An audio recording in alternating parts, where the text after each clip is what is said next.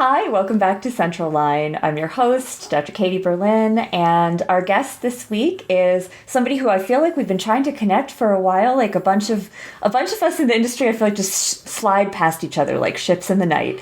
And I think Dr. Cherice Roth, you and I have been like that as we have been with so many other people, and I'm really excited that we get a chance to connect today. Thank you so much for coming in and spending this time with us. Absolute pleasure. Yeah, I agree. VetMed is so small, but then there are definitely people I'm like, how have I not met you before? I know. And then we meet and it's like, okay, now I know why we were supposed to meet, because Yes. this is a good thing. So, yeah, I'm very, very stoked about this conversation, and hopefully we'll have more than one conversation, because I know we have a lot to talk about. But before we get started, for any listeners who aren't familiar with you and what you're doing, would you mind just giving us a little intro, some info about yourself? Yeah, absolutely. I'm Dr. Cherice Roth.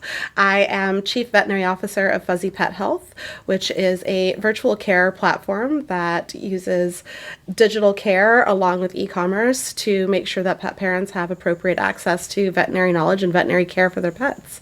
I am a mom times two of two boys, and I'm also a children's book author times two, and a practicing veterinarian as well. I love still going and doing relief shifts and working in hospital. That's pretty much me in a nutshell. That is definitely the nutshell version of you. That's a lot in that nutshell. Like, how did you get all that into that nutshell? I swear I sleep. I promise. Yeah, I'm not sure. Required. I don't know if I believe you. But yeah, that's all sorts of fantastic things. And certainly you are proving that if you really want to do something, you'll find a way to do it. Yes. Before we jump into the episode, I always like to know a little bit about our guests on a personal level. And so I wanted to ask you the billboard question. If you could put one thing on a billboard or a tweet, if you're a Twitter person, that our entire profession could see every morning on their way to work, what would it be? Well, so this is, I doctor very much so like I'm mom. And so it would actually be kind and listen. And that's more than just for our field. It's something that I think is cross-functional in so many ways, cross-barrier in so many ways, that it really does come down to those two things, being kind and listening. I love that. And listening, I'm finding, is a very, it's a common theme. Actually, kindness and listening are a common theme among our guests. And I think that means we're picking the right guests. So I love that. I'm partial, but I think you did a great job. Yeah. Same. Okay, so you mentioned a whole lot of things in your bio, but you are a children's book author. And does it ever get old saying that, or is it just awesome every time you have to say that? It's super weird. Yeah. But it's fun. The whole thing has just been so fun.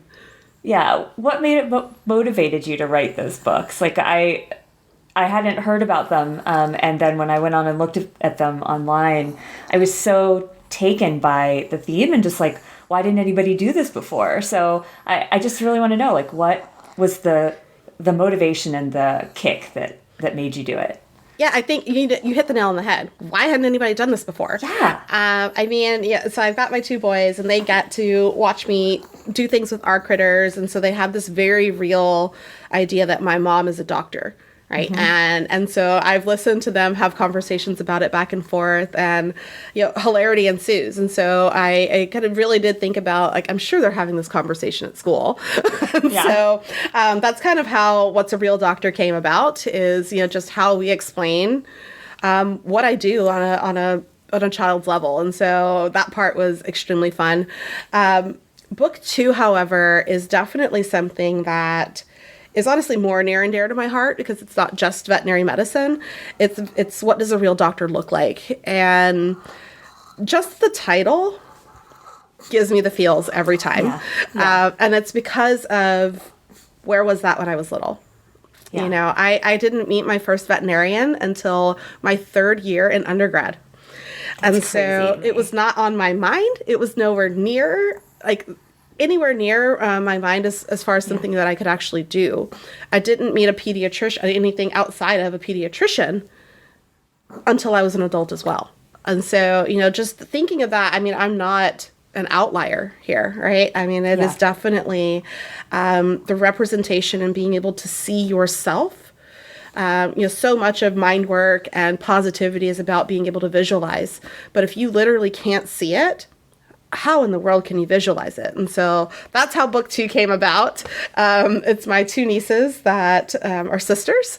I'm very into sibling interactions because I think it's just some of the most fascinating conversations. I'm the oldest of 5 children. Oh, yeah. And we've had some doozies. And so it's about these 2 girls that are talking to each other in the privacy of their bedroom. Like, do I look like a doctor? And they honestly don't know the answer. And so, it's that, it's at that they meet me and we're able to have a conversation about what real doctors look like. And so that part that's why that came about. It's something that is not talked about and should be. I love that so much. So the first book is What's a Real Doctor? Mm-hmm. And the second one is What Does a Real Doctor Look Like? That's right. And we'll make sure we put links to those in the show notes because I'm sure people are going to want to check them out. And they can get signed copies online. So. They can. But I love both of these, and the part of me that just, all vets, I think, love the idea of like, what's a real doctor? Because we've always had people being like, oh, are you a vet or a real doctor? And it's like, okay, how many species did you have to study? Right. But then, of course, there's the idea that, like, I grew up knowing I could be a veterinarian. We had cats that went to the vet. That was part of our culture. I got to go all the time with my parents to the vet's office and meet a vet when I was very little. I was into horses, and so I saw the horse vet all the time. It was just like a given that if I wanted to, I could grow up to be a vet. Mm. And that is such a huge privilege. And I had no idea that exposure and that just assumption that I could do whatever I wanted was such a gift. And so from my perspective, these books not only are amazing for the kids who don't grow up knowing those things, but also for kids who grew up like me, having to realize that not everybody in the world is like us and that we are extremely lucky. Yeah, I think that's a huge point. Obviously the children on the cover are African-American children and they're little girls, which is almost kind of the antithesis of what you think when you think doctor in the U.S. And so because of that, one of the things that I really did think about was, is that going to make non-Black families feel like this book isn't for them? And so it really does, though, if you can get past that judging the book by its cover, it's important lessons in there. It's talking about physical characteristics, fat, skinny, tall, short, different abilities, male, female, and anywhere in between. There's so many lessons in there that, no worries. Chihuahua noises, pet sounds don't even register for me. Like, I know. It's not even a thing. But that it really does. And almost the way that I put it together is that really you can pick out any page and it become a conversation. And that was really the goal of it, of whatever that family is focusing on, if it's gender equality discussions, if it's being able to recognize things like the American Disability Act and how you talk to your children about that. All of those sorts of things are woven into this book. And it's not just about skin color, right? And so I think that there's honestly an important component to that, because that is the focus of the book. But there are definitely parts in that book for every parent and for every child. That's fantastic and so important to know, because there are people, the whole mission, right, is to not have people judge a book by its cover. Like, as a person, being judged by what you look like is never a good thing. But I do believe that this message has tremendous benefit for every family. And even if you don't have kids, like I don't have kids, but I think the book is an important reminder for me, and in how I relate to people that I interact with just within the profession. So I love all of that. And, I think on the one hand, a children's book seems like such a small thing, right? It's just a story, right? We grow up with stories. And on the other hand, children's books had such a huge impact on me growing up. I mean, I'm a huge book nerd now, and I credit my parents with, like, making me, I have books all behind me. If you're watching the video, you could see that was like the first thing I set up in this office when we moved. But kids' books can profoundly shape memories and childhoods, and they can do it even in a passive way, I think, because there are a lot of families where I think people are uncomfortable talking about these issues. And I was just wondering how important it is to you that these books start a conversation within the family versus sort of the kids passively absorbing these messages that they can be doctors no matter what they look like, and that they can't judge other people by what they look like. Yeah, I love that question. So it's kind of twofold. So I think that, for the people that don't have children, but understand the value of the books, the way, especially inside this profession, to help get that message out that we're a real doctor is to find a local elementary school, purchase a copy, donate it.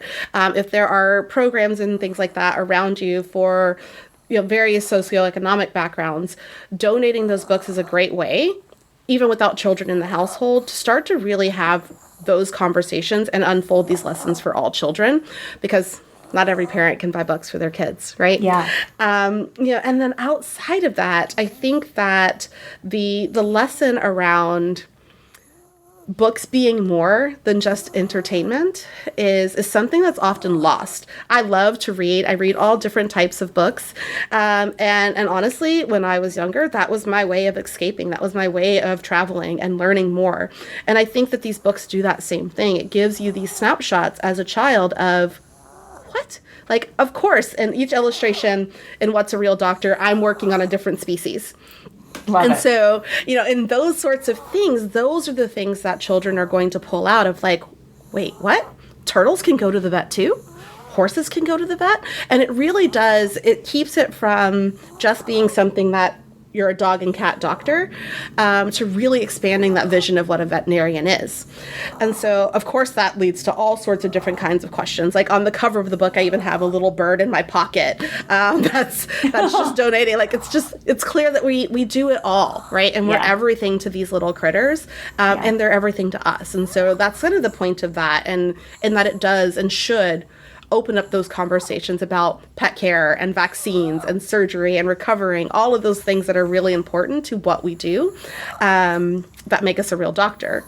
And then in book 2, I think it does a non-confrontational job, a great job of being non-confrontational about a topic that really can be hard, especially if you are a non-Black family, trying to have this discussion with your children around diversity and representation and what it means to see yourself as somebody.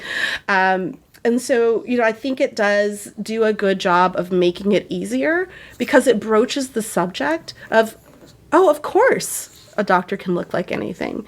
And I mean, my kids will call me on things. If I say something that's obvious, they're like, duh, mom. Right? And they're 6 and 7. So like, I don't know what teenagers are going to look like, but they call me on it. But then that's your in, right? And then actually, there are populations of people that it's not common knowledge. It's not normal. One of the best stories that I have about the What Does a Real Doctor Look Like was a colleague of mine that purchased it for his daughter. And he showed her the cover, and she was like, I don't need to read this book. I know what a real doctor looks like. And he was like, bring it. Like, what does it look like? And he said, I know that he is a doctor, right? Like that basically that it's a male, right? And that she really did not make that connection of, but it can be women. And actually in veterinary medicine, it's mostly women now, right? Right. And so, I think it even drew home for him, and it was the dad that purchased this for his daughter, that the reply back to, he got the book and sent me a picture of her with the book and told me her reply. And he said, you know what? I didn't even realize that she really did need this book. That this was the book she needed to be able to start to have that conversation of, actually, no, like it's not just a boy, it's not just a girl, and that they can be any color. And so just having those sorts of moments, let me know that the book did its job, that I feel like it'll get into the hands of the children that really do need it. Yeah, I love that story.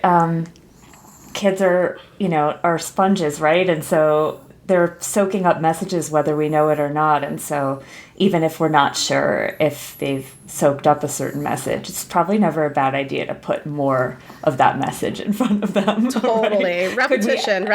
Yep. Could we ever do too much on this front? I don't think so. Yeah. And even among adults too. So I'm kidless, right? This is my kid. That counts.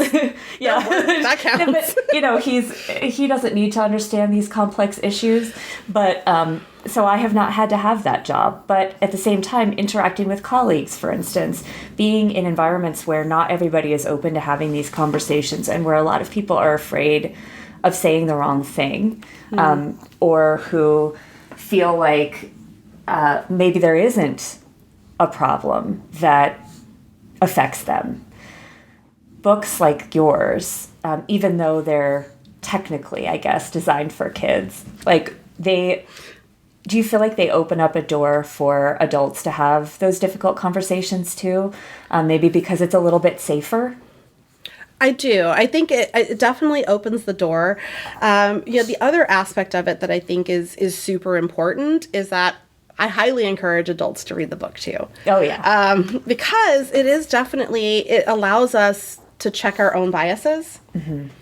And we were very careful, and when we were thinking about the illustrations even, of making sure that everyone seemed represented. And that is something that you can often take for granted as well. It is not uncommon for me to be a speaker at an event and be the only person of color in the entire room. And then also for the people that are not people of color, for that to be in reverse. That's when it starts to be really clear of, oh, I could see how, not that it feels necessarily bad, but it gets your attention. Yeah. And so I think that it also does a nice job of really showing, hey, yeah, this can be really hard to talk about, but also it can be really easy. It can be just as simple as, yeah, doctors look like us. Who is us? All of us. Yeah. I love that. This can be really hard to talk about, but also it can be really easy. It really can. I mean,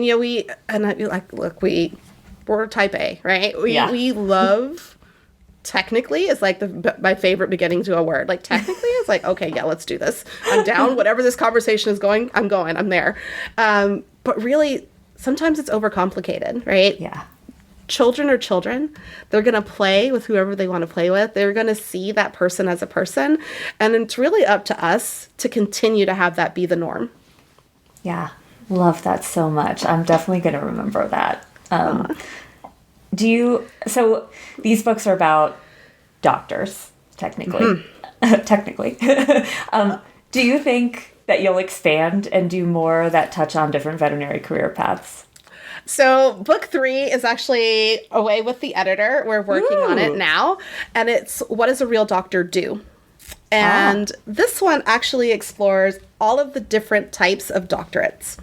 And so it talks about PhDs and JDs. Of course, DVMs will be in there. MDs will be in there. DOs will be in there, to hopefully open a world. Like the company behind it is called The Real Doctor Company. That's my company. But I really do think that there's an opportunity for us to expand that into every type of career path, and that really the Real Doctor series will become so much more than just being about doctors. But even, I've been going through some health things with my own kiddo, and so we get to interact with like child life at hospitals and those sorts of things. Like, what a great part of this is to be able to also explain what other types of doctors do. And so it'll go down the path of, what does a real cardiologist do? All of those sorts of things, so that if that child is battling with something medically, we can add not just education for what's happening to them, but helping them see it as a career path and a way to gain something from their experiences.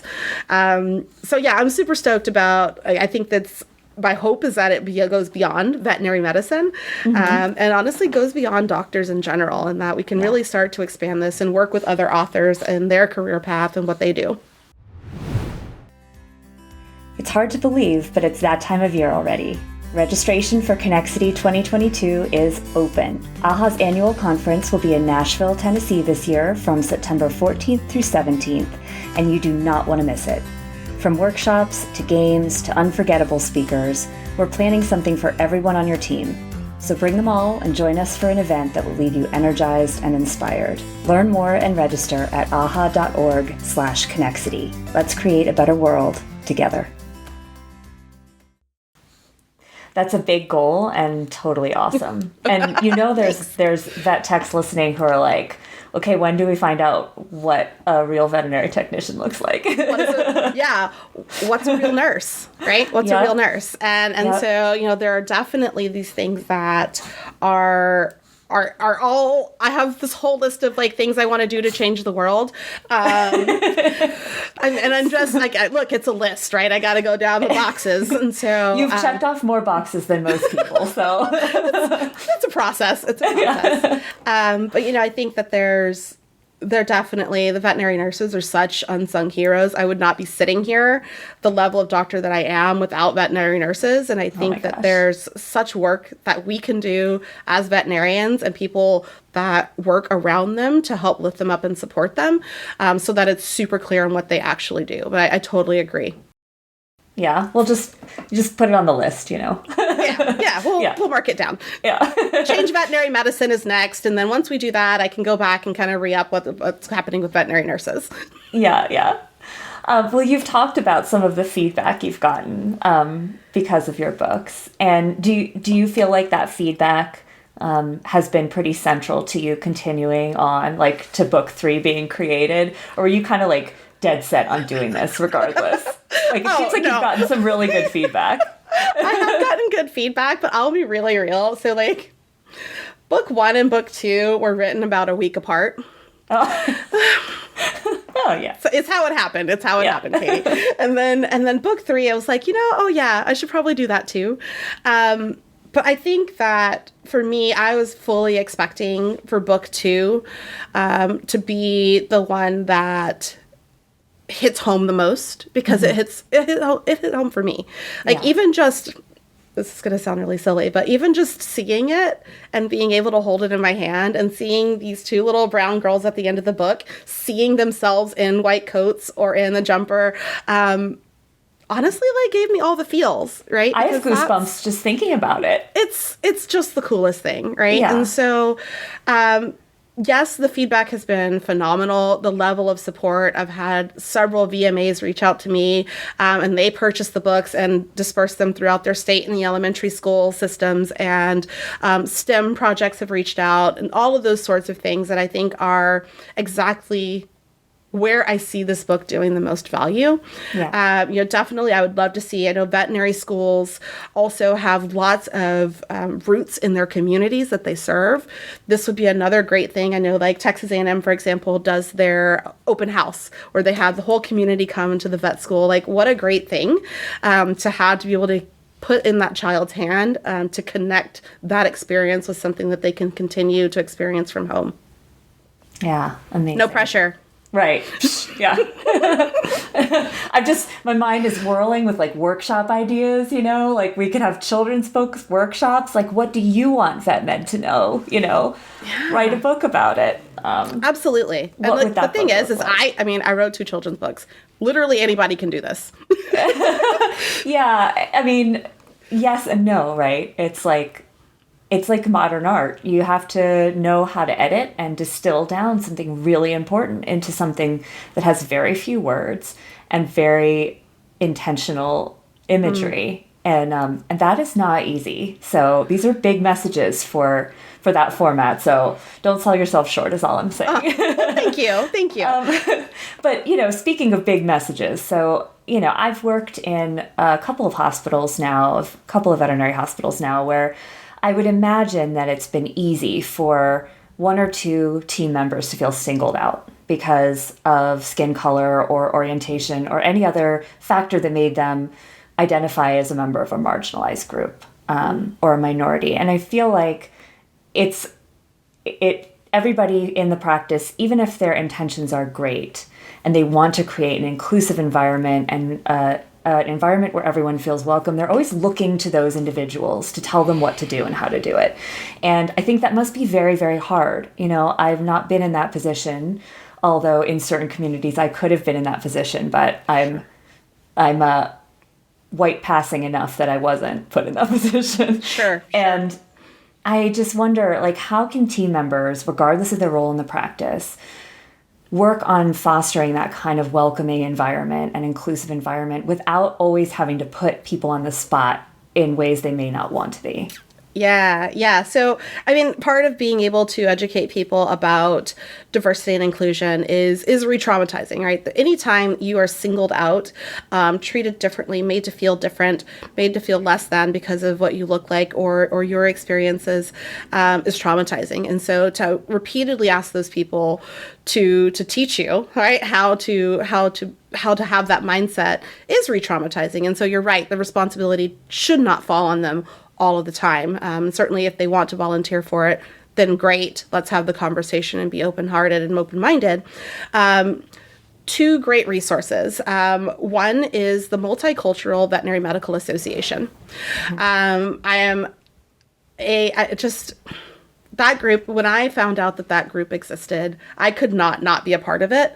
I went through so many just differing feelings of guilt, anger, depression, around being a mom of color. My two boys can pass as white, and being thankful for that, right? And that they don't have to deal with a lot of the things that I had to deal with. And there are a lot of feelings associated with that.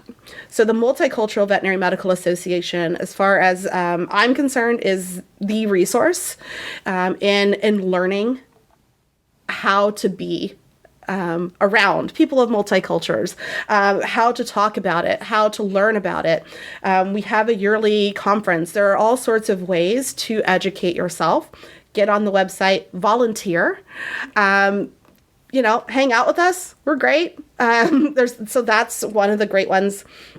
The other is Pride VMC. I have just been... My heart is just so full every time I interact with the Pride VMC crew. They all are just amazing individuals. And again, much like the role of the Multicultural Veterinary Medical Association, it is a haven for those that belong, but it is also a method of spreading the responsibility of teaching that different is okay and different is required. That if we want veterinary medicine to continue, and it will, to touch new parts of society and new populations of people, we got to get this right. And so those are two that come top of mind. I do also think that, with that, there are other resources outside of it, books to read, all of those sorts of things. But as far as veterinary medicine is concerned, those are the two that pop into my mind as being highly impactful and highly accessible. Thank you for sharing those, because I follow both of those groups on social media, and I have to say, I'll be scrolling through my feed or something, and some beautiful uplifting posts will pop up on my Instagram feed.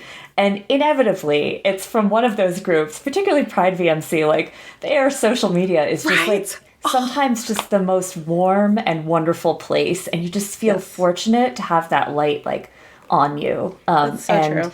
Yeah, it really does they both seem like amazing groups of people. And I hope everyone listening, if you want to find out more about them, go check them out. We'll link to them in the show notes. And I appreciate you sharing that. This is a tough topic, but you have done such a beautiful job of making it simple. Like you said, it doesn't have to be so difficult to talk about these issues that really affect every single one of us. And in this profession, you're right, the only way to advance is going to be to embrace our differences and our diversity. And it makes me feel so good to see us doing that more and more, thanks to people like you. So we'll get there. Yeah, we will. So Cherice, where can we find you on social media, on the web? Where can people look you up? Yeah, so I'm on LinkedIn, Instagram. Rumor has it that there may or may not be TikTok videos in existence that have Dr. Roth on them, but that's a thing. If you want to purchase the books with a signature, it's at the Real Doctor store. I guess you'll link to that. And if the signature doesn't matter, then Amazon, Barnes & Noble, pick up a copy, donate it to your local schools so that we can get the word out. Absolutely, we will. Thank you so much for joining us, Dr. Cherice Roth. This has been a pleasure, and hopefully we'll get to talk again. But in the meantime, thank you everyone for listening, and we'll catch you next time on Central Line.